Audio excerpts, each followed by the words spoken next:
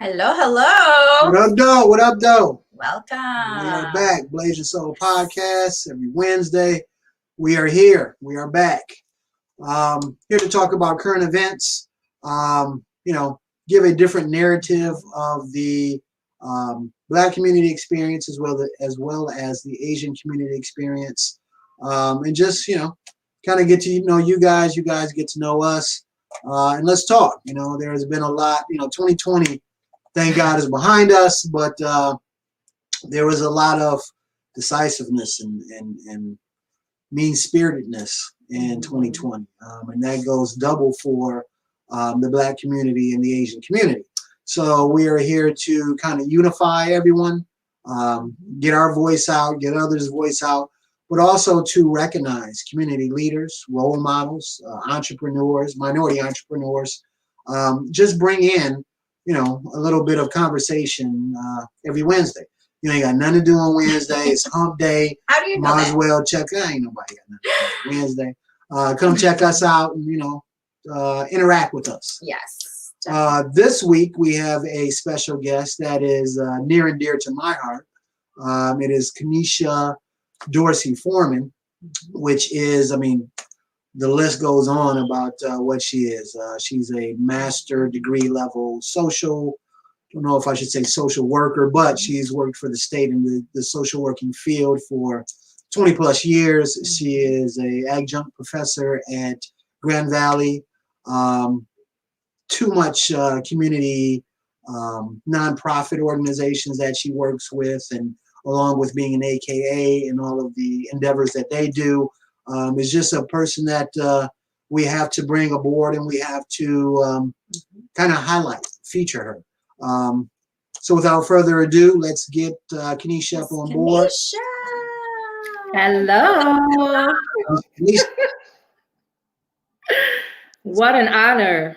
what's going on with you? Nice to see you. It was great to see you guys too.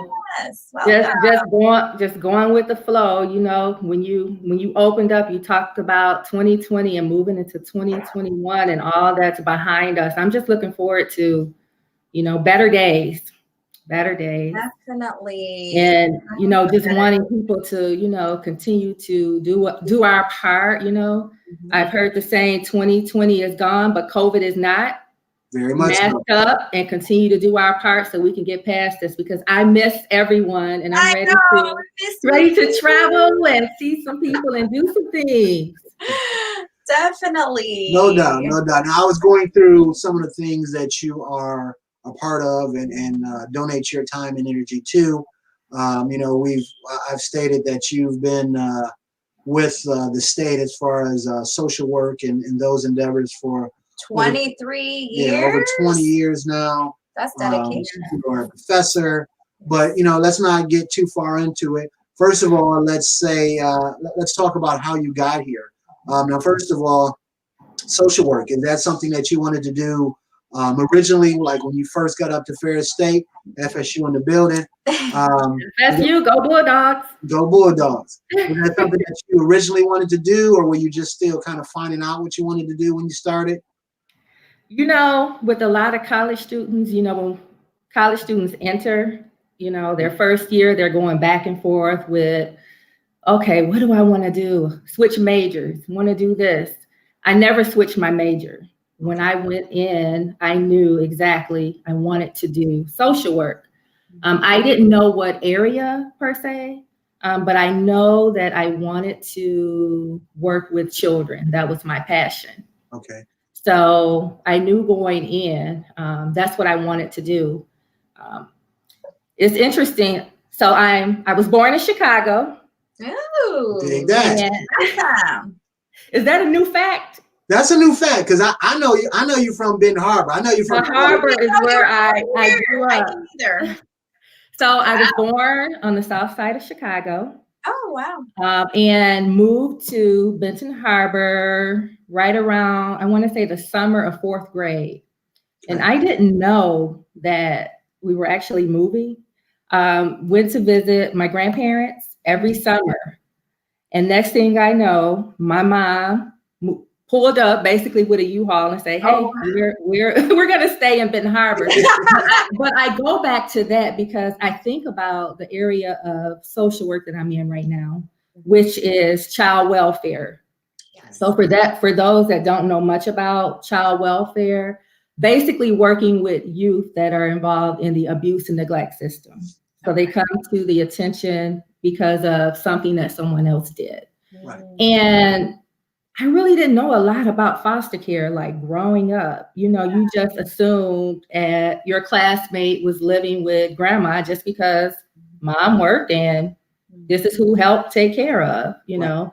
Right. Or, you know, you may have had a relative living with the aunt, you know, not realizing that it was a foster care situation. Right. And so looking back at that, we probably had quite a few people in terms of in the Benton Harbor area growing up in foster care, but we never really knew that.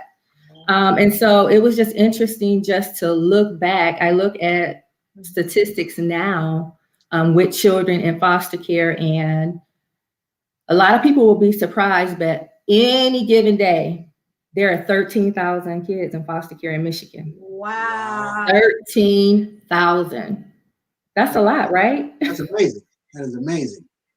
Wow. Oh, poor baby. So in your job, is it your job to make sure that foster care kids are being taken care of properly, to come in and visit? In that, I guess, journey that they have, is it that they are looking for lack of a better term, permanent parents when they're in foster care, or how does that work? Okay, so my job has changed over the years. So as you mentioned earlier, it's been, let's see, my son is 22. I'm not going to age myself too much, but it'll be 24 years actually this June. So I started out as a foster care worker, working primarily with teenagers who were in residential settings because there wasn't a foster home where there were, quote, behavior issues that didn't warrant a community placement. And so looking at back then, 20 some years ago, we have really come a long way in terms of what we're doing. So you asked, what's my job right now? Mm-hmm. So I'm a permanency resource monitor, and my role, I work in a couple of different counties. I work with child welfare staff. So your foster care workers and supervisors, your adoption workers and supervisors, and we look at children who have been in care for a number of years. Well, I would say 1 year, but sometimes it's 2 and 3 years. Believe it or not, we've had children in care 5 and 6 years.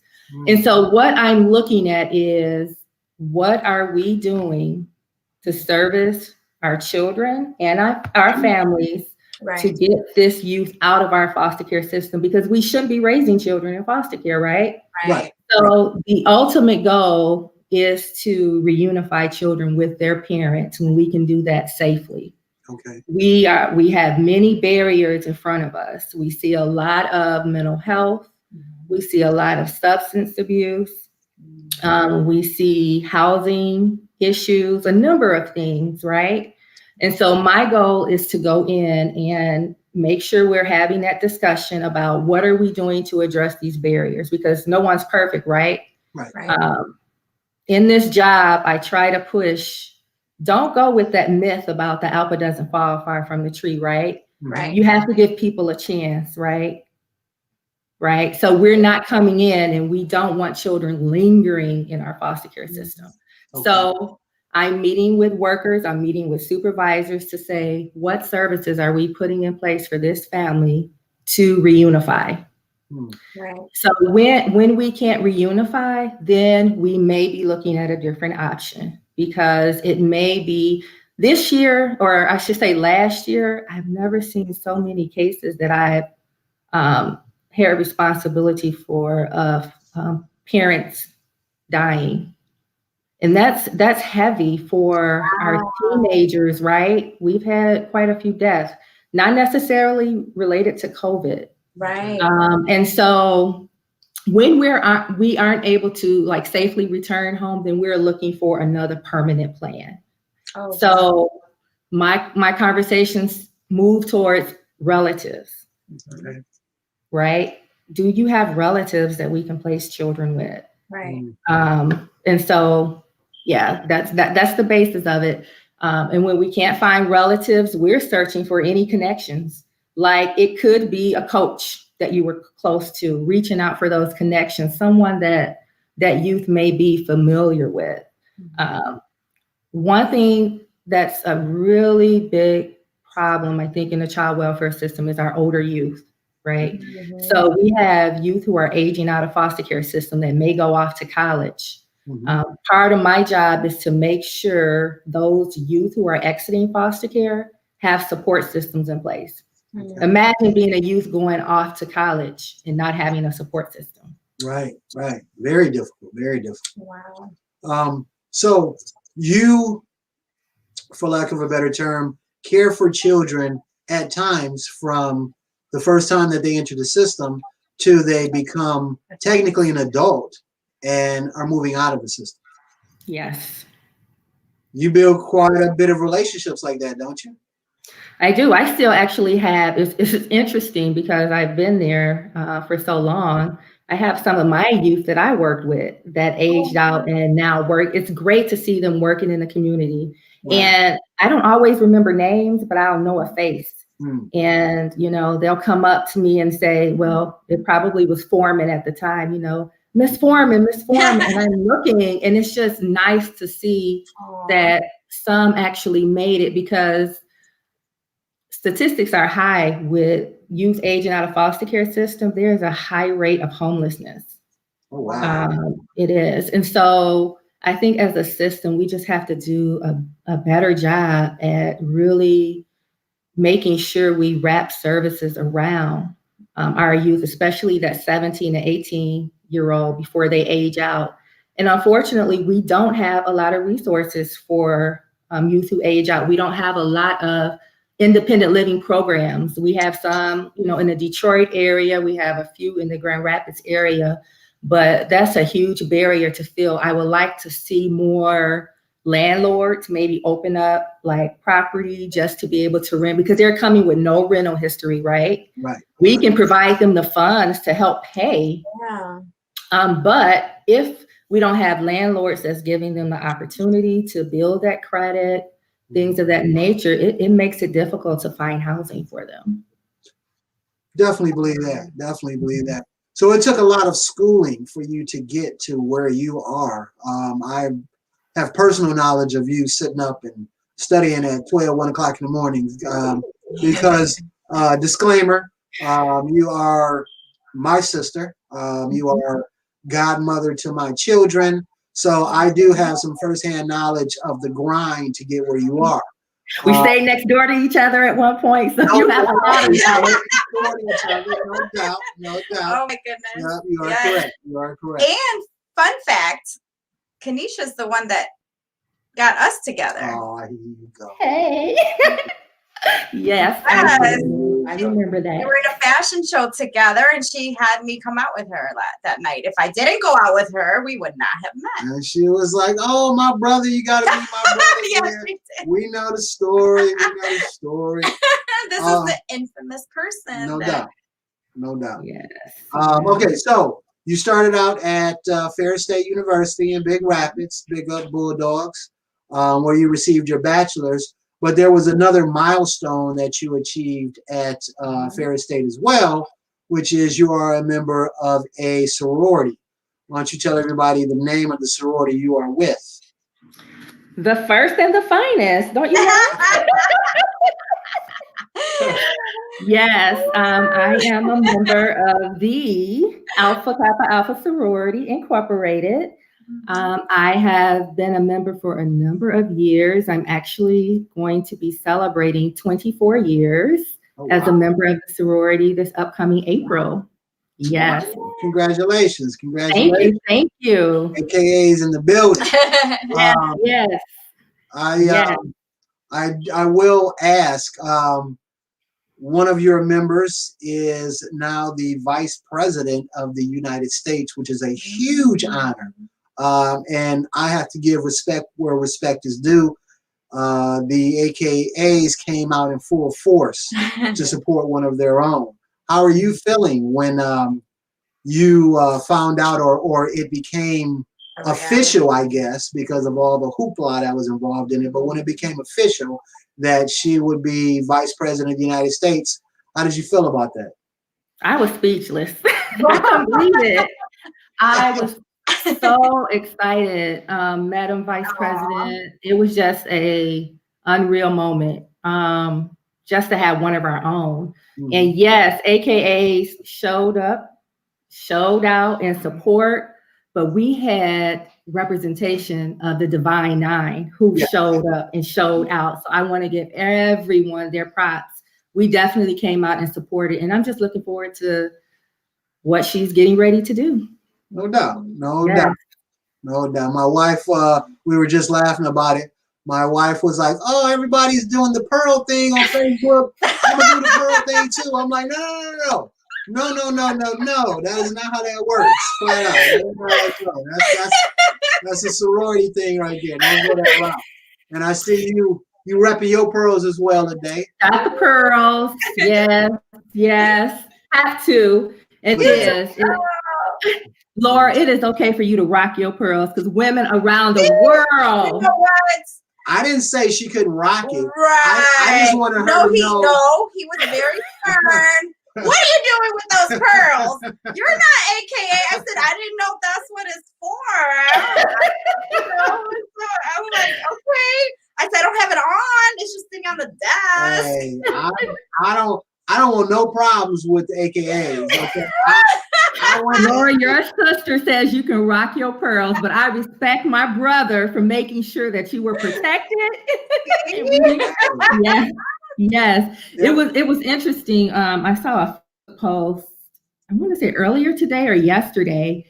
Part of my sorority, and a lot of people think that AKA or any sorority fraternity, that it's about partying and stepping and doing all of those things. You know, undergrad, we did a lot of that.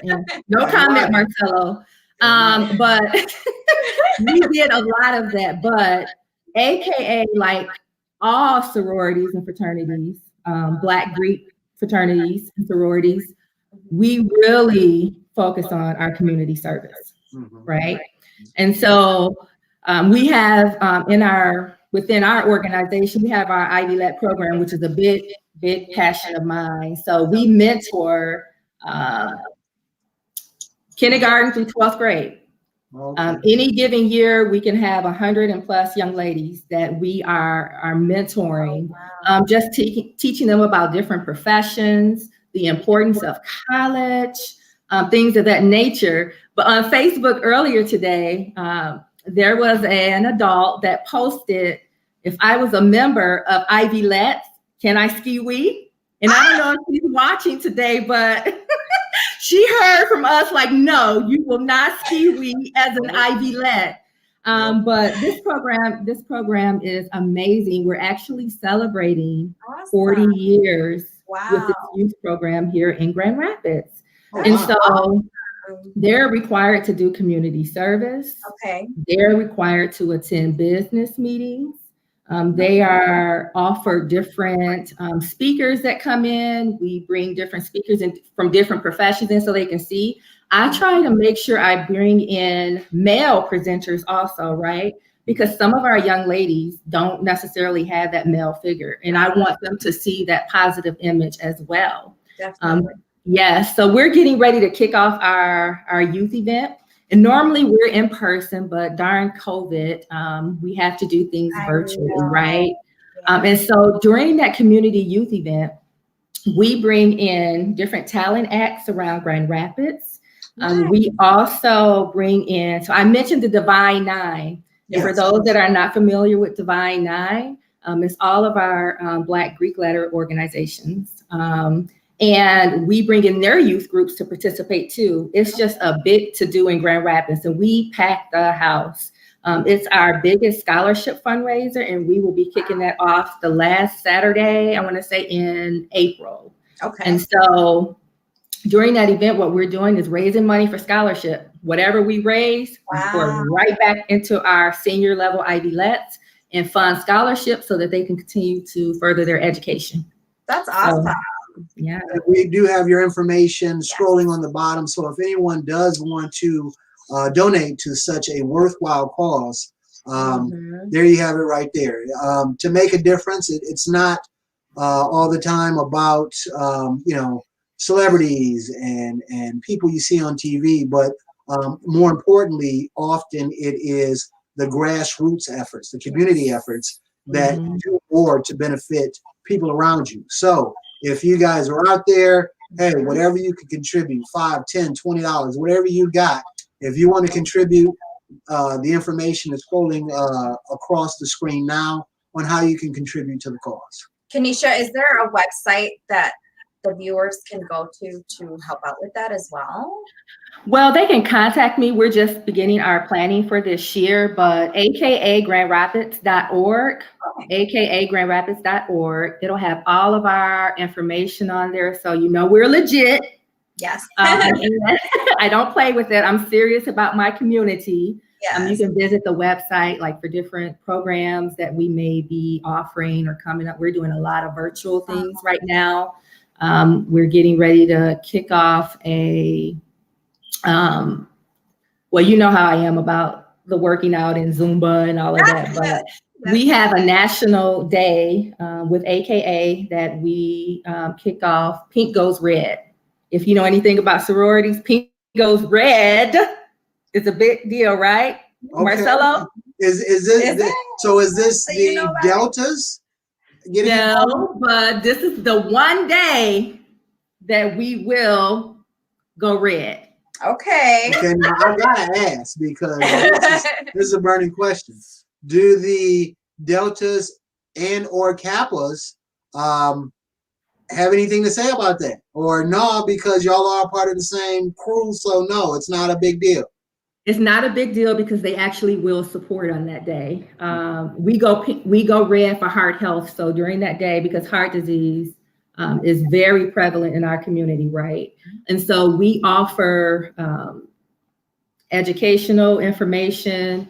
We'll be doing different types of exercises via Zoom. Both of you can participate. But no, we are very much collaborated in the Grand Rapids area when it comes to Divine Nine. I also currently serve as the president of our National Panhellenic Council. And again, that's our Divine Nine. And we do a lot of great community work together, stronger together, different organizations, right? Mm-hmm. But the same mission, which is giving back to our community. Oh, wow. Definitely. Okay, so we're traveling down your journey. You're at Ferris, undergrad, getting your bachelor's degree. I see you ski-win and all that stuff at the parties and whatnot and doing your thing. Okay, so then you graduate from Ferris. You move on to get your master's at Grand Valley State University, correct? Correct. Okay. So, finished at Ferris.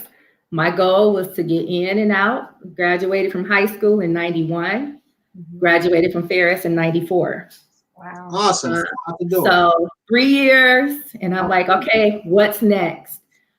So I applied for the master's program at at Western and also Grand Valley. Both accepted, but I decided to go with Grand Valley, and I'm glad I did. It was a wonderful, wonderful experience. So yes, master level social worker. I'm also fully licensed to do private practice if I so decide to go in that direction when I'm looking at my retirement plan, if that's what I want to do. But Grand Valley was a true experience that, no regrets. Went through some different times in my life, but definitely a great experience. I was one of the first cohorts to actually be allowed, but given the opportunity to intern at DHS. So where I'm at now, I actually completed my internship and was offered a job right as soon as I received my degree. And been there since. And I've been there since. Wow, now, dedication. Here's a very, very, very serious question here, okay? You went to Ferris State University. Don't talk about being at a game. Who I'm rooting for? Is that where you're going? Hey, listen. You was at FSU, and you graduated from Grand Valley, so you are alumni from both. GVSU and Ferris State are huge rivals. You know that. So who are you repping? What degree paying me? You know what? Do what I'm doing. Depends on who winning. Hey, I actually had that experience. All FSU people who are on this live podcast right now, man, y'all better get at her. She a Ferris is bulldog. where it started. I am near and dear to Ferris for sure. Doubt. But you know what? Grand Valley paying me too as an adjunct professor. So That's true. So I have to give props. I cannot get mad at you for that one. I can't get mad at you. So okay, continuing on your journey. You graduate with your master's from GVSU. You immediately start working for DHS. How has that experience been? You've been there for 23, 24 years. So you definitely enjoy it. You've definitely probably experienced everything that organization and position has to offer. How do you feel about your experience with DHS? My experience, like I said, it's been some highs and lows because you see a lot, right? Right. You hear a lot. I've seen some bad situations. I had files that I didn't even want to read because I knew.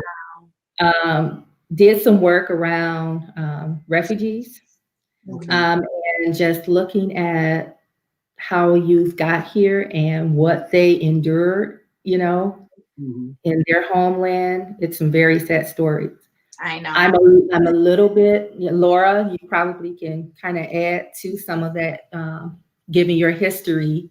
I don't know if you want to talk about that, but I'm sure you probably have shared. It'll come out in the movie. Yes, it'll be in a movie. Oh yeah, the movie clip you sent me. I'm like, is it Marcella? But it's definitely, God had a plan for me, right? And I didn't think that my experience from day one would circle back to landing me this job at Grand Valley State University. Because right now in my position as an adjunct professor, I'm working with young adults. They're not kids, they're young adults who are preparing to enter the world of social work. Okay. My specific class are all young adults who want to work in child welfare. Oh. So I have a cohort, and they are actually placed at DHS in different counties. In our private agencies that handle our foster care. I'm able to add that experience, right? To say this, it's not all about what you might hear. Let me tell you about what you're actually going to see. Right. It's not a job where you're going to just come in and save the world. Right. Get out of that fantasy, And what I found out is that most of the students that are in the program that want to work in child welfare, work at DHS, work with children in the foster care system, some of them have had their own experience. Sure. So they want to be able to give back, right?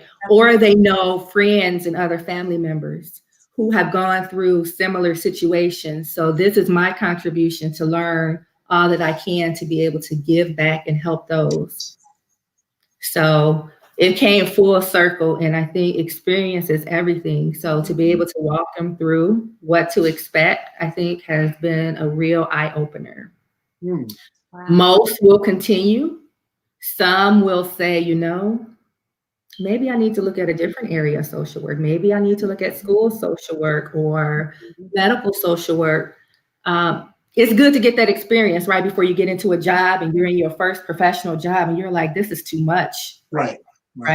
And so I think hearing from someone, I bring in different speakers to talk about. I don't push child welfare because this is the time for you to figure out if this is really what you want to do, because it's challenging.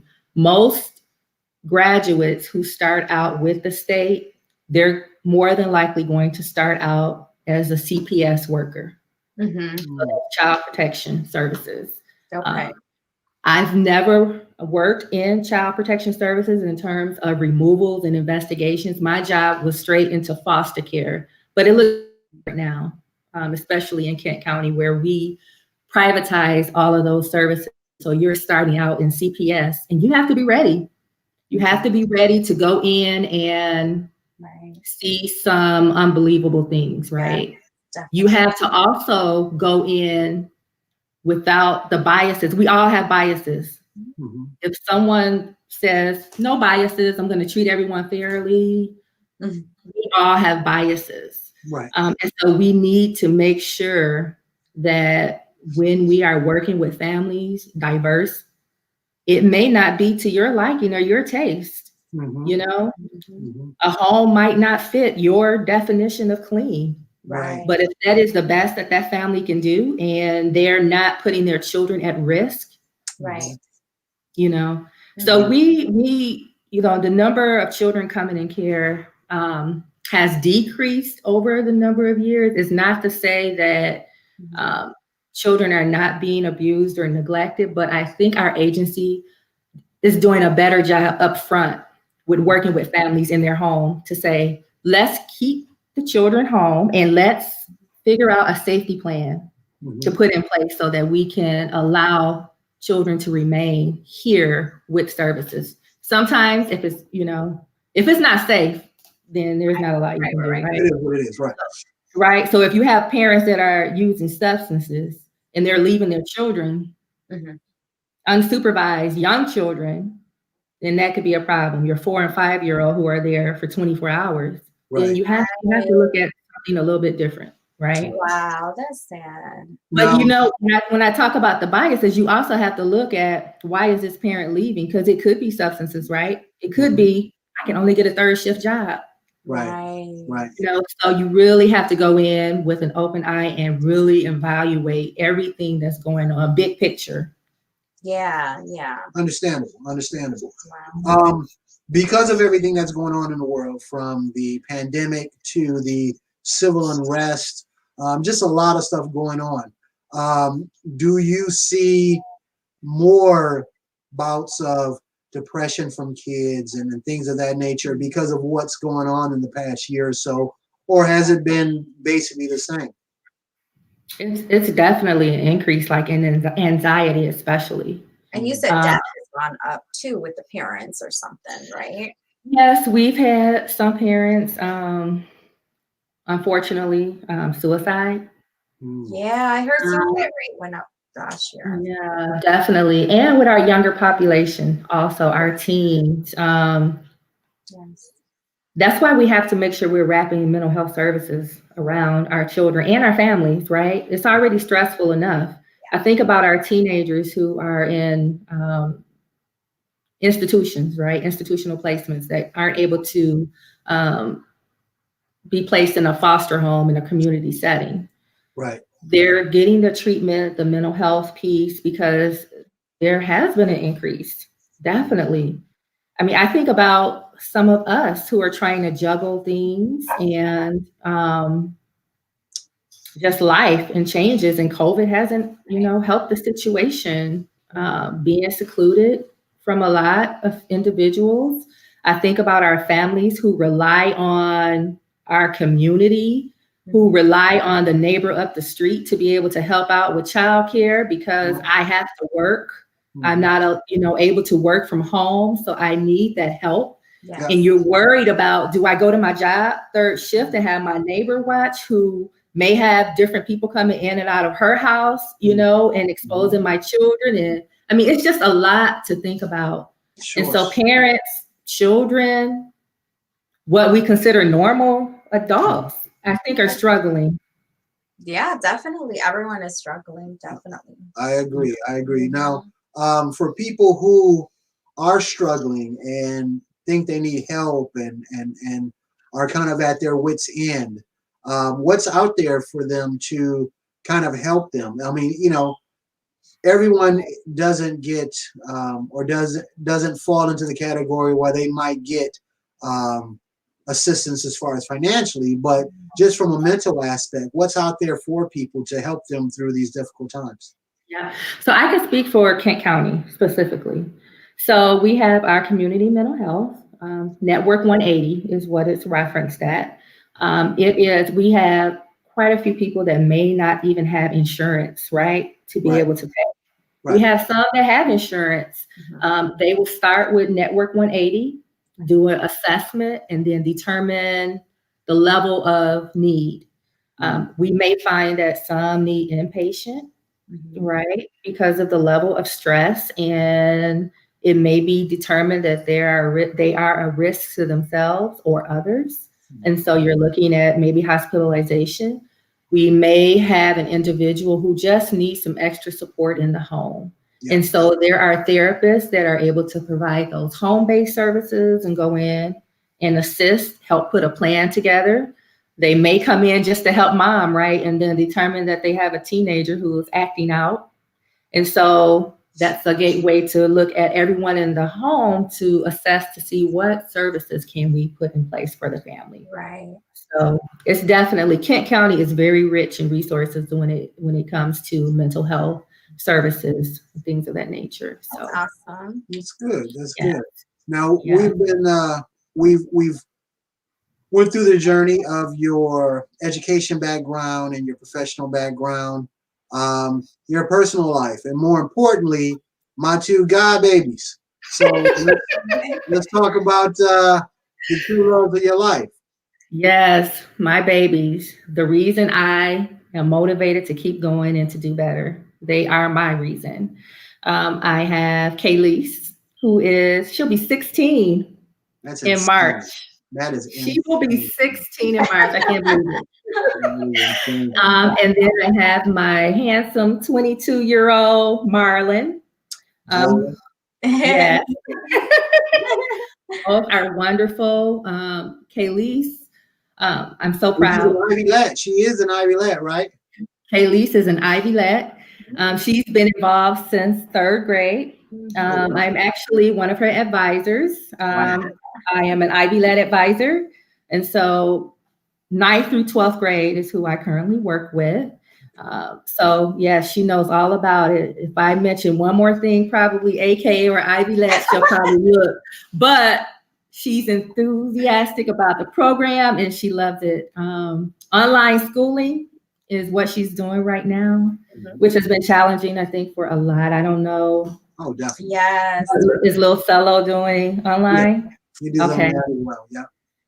So it's been challenging, and I think for a lot of you, Kentwood School District. So students actually have the opportunity to go in person or do online, and we made the decision together to continue with online learning. Yep.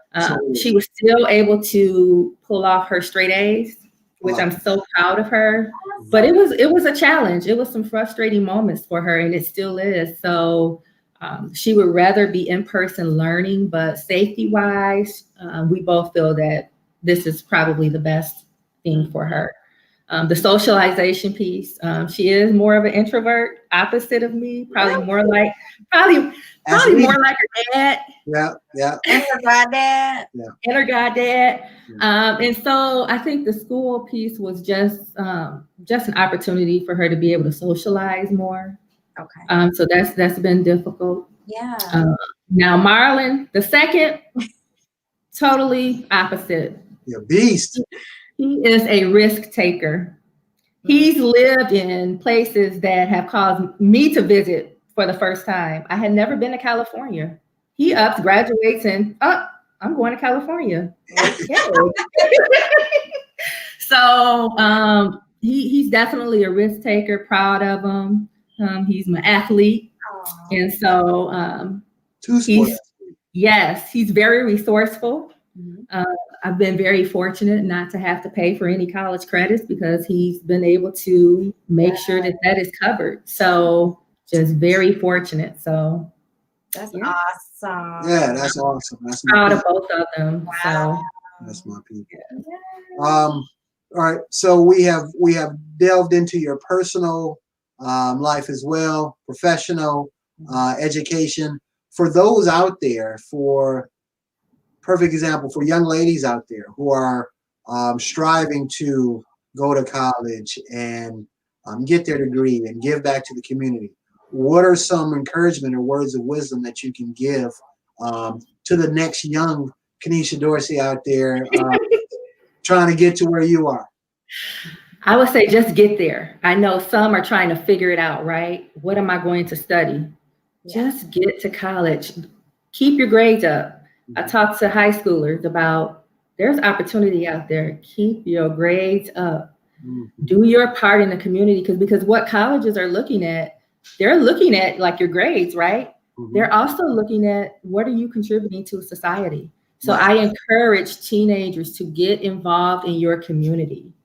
You don't have to go into social work or anything like that. People think community, social work, psychology, things like that. Get involved in your community and just make sure you have that support system, right? Make sure that you take advantage of any opportunity out there for scholarships. You have scholarships of all different degrees, right? Some are based on grades. Some have nothing to do with grades. Right. Some have to do with your community service. Some have to do where you live. So I say research. There are scholarships already available for 8th, 9th graders. Oh, wow. So you don't have to wait your 11th or 12th grade year. Take advantage of everything that's out there. Don't say, I won't qualify, or it's just going to say no. Take advantage of every opportunity that you have. So apply. Middle school, start looking at those scholarships. Right. Right? Yeah. Yeah, exactly. I always throw a little curveball out there. So this is not Kenisha, the social worker. This is not Kenisha, the GVSU professor. This is not even Kenisha, aka extraordinaire. This is just Kenisha, American citizen. How do you feel about the uncertainty and kind of craziness of the elections this year? You being an educated young lady, you can definitely give your insight onto, and we try to stay bipartisan here. So if you are a Trump supporter, I mean, that's fair. If you're a Biden supporter, that's fair. But what do you think about everything that's happened in the past 3 months as far as the elections and just the civil unrest and things of that nature? Trust in the Lord with all thine heart. And lean not into thy own understanding. That's how I have to take it because it got ridiculously crazy. Ridiculous. The things that we saw, right? Unbelievable. It's very sad for it is that people will take things to that level, right? Now, from a psychology standpoint, or from a standpoint, from a mental health standpoint, do you have faith that the country can come? When I say come together, I was going to say come back together, but there's always been some divisiveness in our country. But do you think that we can heal from just the things that has happened in the past year or two? It's going to take a lot. There's definitely room for healing. I think that some people who acted out in certain ways that they did, a lot of this was internalized. You just had a chance to really show it. Exactly. Right? I agree. And some people, I'm trying to be careful with my words here. Right. Some people were led to believe that this is okay. Right. Yeah. Right. And so it just made it all that much worse, right? Yes. Yes. I'm not sure we can change their behavior. I'm not sure we can change their thinking. Right. Right. Right. But I do believe that better days are ahead. That's I believe that you're going to see more people come together. I believe that people that may have been on one side of thinking and seeing the way that people they thought were like-minded like them acted out will shift their thinking to move a different direction. And so we have to depend on those of us that are I'm gonna leave it at that. I'm gonna leave it at that. But there is room, definitely room for healing, and definitely room for us to move forward in a more positive way. And I hope we don't have to relive and go through some of the things that we went through and we saw with our own eyes. It wasn't a movie. It almost seemed like one because you couldn't believe what was right in front of you, things that you never could imagine. Never could have imagined. Now, I hope, yeah. It's those movies where they take over the White House and then it looks like a movie. The hero comes and saves the day. I was like, man, this is right out of one of those movies where there's people who take over and it was along that train of thought, which was scary. I mean, very scary. Well, what really caught my attention was the Nazi flag running through the White House. Like, it even made me change my name on Facebook back to Nippapon. You would have never thought that you would have seen a Nazi flag in a federal building. Running through the federal building. And so it just, for me, I think it was like an eye-opener, out of sight, out of mind. Like, these white supremacy groups exist. However, and people don't like you because you're a different race or whatever, but to see it right in front of your eyes, millions of people who hate you, I know that they were marching for or vandalizing for different causes, but to know and to see that symbol of hate come across our White House, like that was my biggest eye opener. I'm like, okay, wow, out of mind. And until I saw that, I was like, oh my gosh, there's people that really, really hate us. Yeah, hatred exists, unfortunately. I know. They need some more self-love. No doubt. You gotta love yourself before you love anybody else. Now, just a quick question. I know you mentioned that you work in foster care right now. I've always been a little curious about foster care. I think I joked around at some point back in the days, like we should foster some kids. And he's like, yeah, right. But tell me a little bit about if somebody wanted to help out. Like, it seems like such a tremendous amount of kids that really, really need help. And then also, I was going to ask you, have you heard of or seen this book called A Chance in a World by Steve Pemberton? If not, then you should probably maybe share that with your team. But it is about Steve, who I've met personally, the bestseller author, and his stories about foster care. You have to read it, but he was a VP of diversity or something at Walgreens at some point. But right now, I think he's running for senator or something. He's at DC or something, and now it's a movie, so it's about foster care. So you should really watch the movie and the book. But yeah, if somebody wanted to help out or get into foster care, like, what do they have to do? First, make sure you text that to me because I'm very interested in reading, and I love to share that type of information with my students. Right? Yeah. Great. But you can reach out to him. He could help support any of that as well. Okay. So in terms of becoming a licensed foster parent, in Kent County, we contract all of those services out to our private agencies, such as our Catholic Charities of West Michigan, D.A. Blodgett, Wellspring. And so there is a licensing process that you have to go through. And so you would just reach out to those private agencies, or you can check whatever state you're in, like Michigan Department of Health and Human Services, and there would be interested in fostering. There's a link that you would actually, click on, and they'll take you through the proper steps. So again, we contract all of that out, and you do have to go through, background checks and things like that, right down to the square footage of the bedroom where the child will be.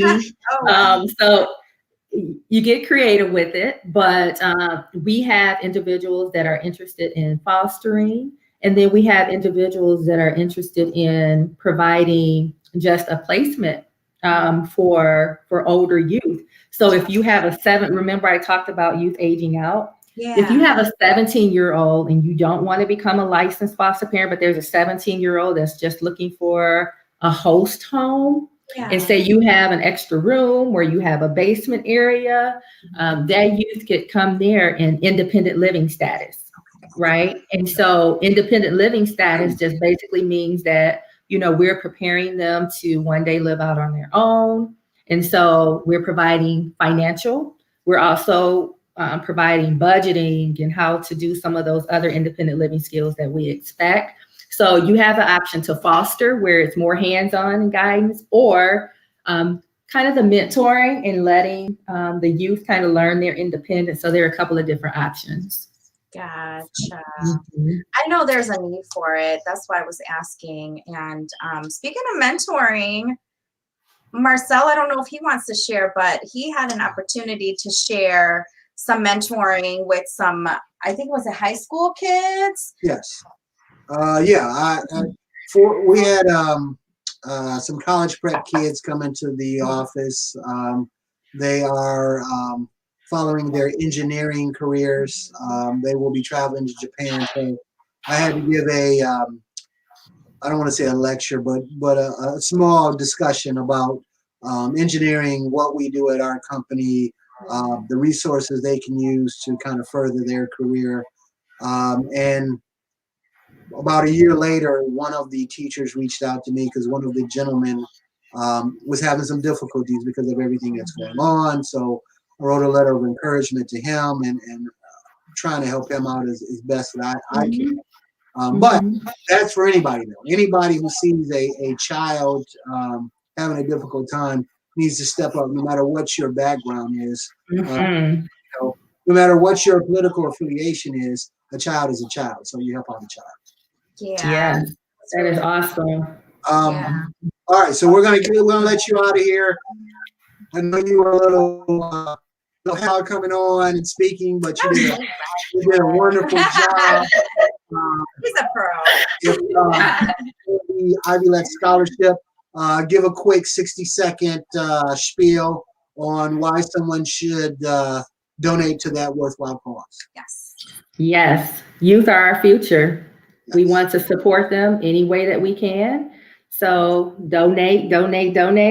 All money raised will go back to our 12th graders who are graduating. And I think we have 12 this year from our program. So this is what you can do in terms of your community support. And it would be greatly appreciated. Sounds great. Sounds great. Thank you very much, Kenisha, for coming on. We appreciate it greatly. You are a role model. You are a community leader. You're an inspiration. So thank you are a guest to come on our show. Definitely. Thank you. I appreciate it. Love you guys. So, bye. Bye. All right. All right, guys. Great guest today. Like I said, somebody that's near and dear to my heart. But even outside of my and my wife's relationship with Kenisha, she is a beacon of light in our community. It's easy for people to say, that people should help out and people should help with organizations. But when it comes time to donate time, effort, and money, a lot of people fall by the wayside. And she takes up that mantle and spends, I can't even, tell you how many different nonprofits that she tries to champion and different things to help other people that she is involved with on a daily basis. So congrats to her. If you see her on social media or see her out and about, give her the recognition that she deserves. Something funny today is that we have a sponsor for this particular podcast because she is an FSU graduate. We have Bulldog Square, which is a I guess for lack of a better term, mall or strip mall that is a block or two away from Ferris. And they definitely liked the idea of an FSU grad coming on and telling their story about how they help the community. So if you are in Big Rapids and you're looking for a vast amount of different things, you can stop in Bulldog Square, or you can go to bulldogsquare.com and check out all of the small and minority-owned businesses that are in the strip mall, and thank them for supporting us in our endeavors. We're getting large now. We got sponsors now. That's what's up. And they have spaces available too. They have a ton of spaces available, from co-work spaces to self-storage. Mhm. I think they have enterprise in there. And then what's more, I guess, important to me or fascinating to me is there's a lot of small businesses, mom and pop shops Go that support. are there. And that's what you need to really support is the people who said, you know what, everyone has to work, every day. Everybody has to work, but to work for yourself is truly something to experience.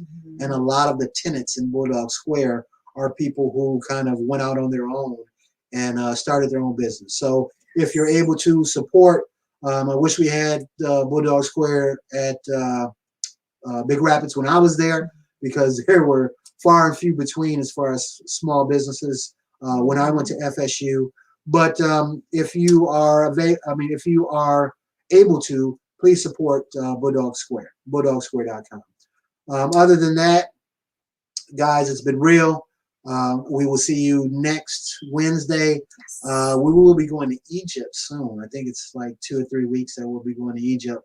I'm bringing my computer because I'm gonna try to go ahead and do it live. Oh, from so Egypt. you guys can see Egypt. No doubt. I want y'all to experience that with us. So we will try our best not to interrupt our scheduling, and we will try to give you guys a brief episode in Egypt, the motherland.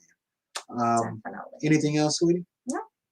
All right. Once again, guys, we'll be here every Wednesday, 7 p.m. Central Time, 8 p.m. Eastern. Come out, check us out. We try to have a good time, try to talk about some things. And once again, we don't just highlight, the stars you see on TV and politics and things of that nature. What we try to do is highlight people who are making a difference in our own communities, and that should be championed, and that should be I don't want to say that you guys hype us or give us the credit, but give our guests the credit. Those are the ones that we are trying to shed light on. So that's our ask, is that the people that we put on here, you champion their cause, you donate to their charities, you be a patron of their businesses, but you get out and you help out. Once again, Blasian Soul Podcast. Peace out. Lock on.